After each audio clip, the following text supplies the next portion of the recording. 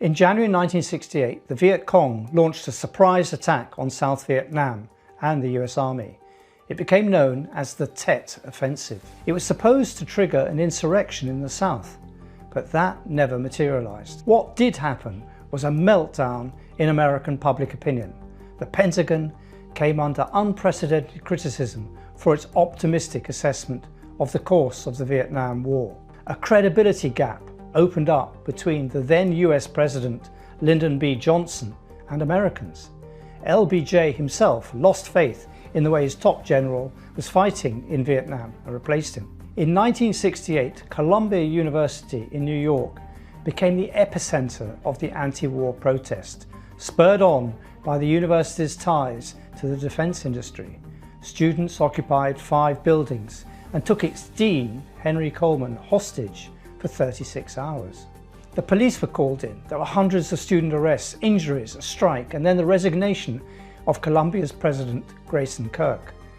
Anti-war protests reached a climax outside the Democratic National Convention in Chicago, and were later seen as one of the reasons for the election of the Republican Richard Nixon as president.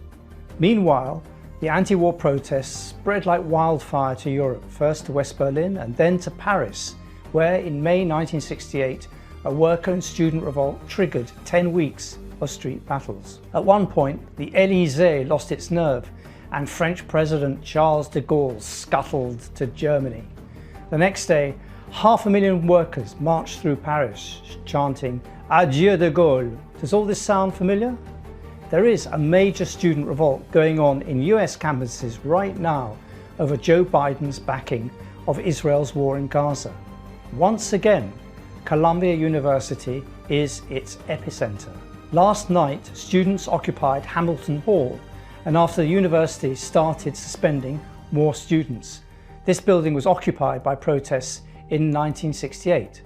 The protests have spread to 30 other universities and colleges. At the conservative Ivy League Yale, students are demanding the university divest from all weapons manufacturing companies contributing to Israel's assault on Palestine. Yale has exchange students with 7 Israeli universities. Harvard has programs with 3 of these universities, while Columbia has relations with 4 of them. As in 1968, many of these protests have been met by police violence. Over 900 students have been arrested since the first clashes at Columbia over 2 weeks ago. They have also spread to Britain and to Europe. At Trinity College, Cambridge, the portrait of Lord Balfour, the British Foreign Secretary responsible for a statement recognising the right of Jews to a homeland in Palestine, was defaced and slashed before being removed by the university. London has just seen its 13th national demonstration since the war began.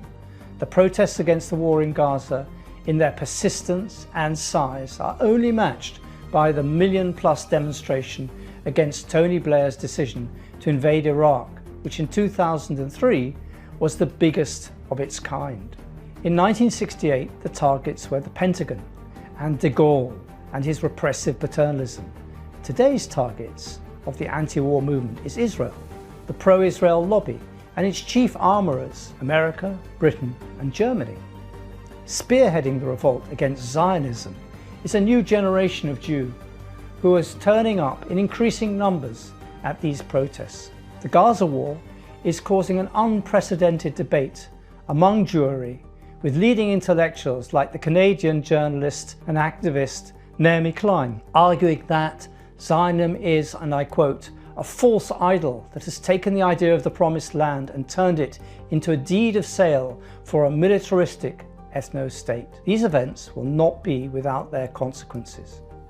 The first is that for the first time in history, Gaza, both its people and its militias and fighters, are displaying a determination to stand and fight, which the PLO and Yasser Arafat never showed. Palestinians now have a leadership which will not give up its major demand and which commands their respect. The second consequence is that a new generation is coming of age in America, the only country that can stop this conflict by withdrawing its military, political and economic support for Israel.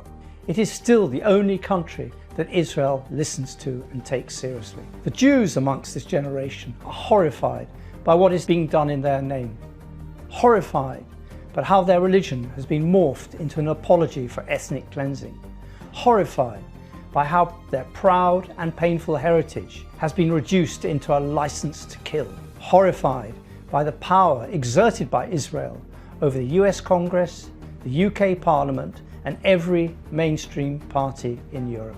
Jews are challenging the claim that Zionism owns their narrative. For their pains, they're accused by their own community of being traitors. They're called kapos. This is the word the Jews assigned to the Nazi SS to supervise forced labour were given. They're called self-hating or simply animals. But for me, they are the biggest single source of hope in this bleak landscape.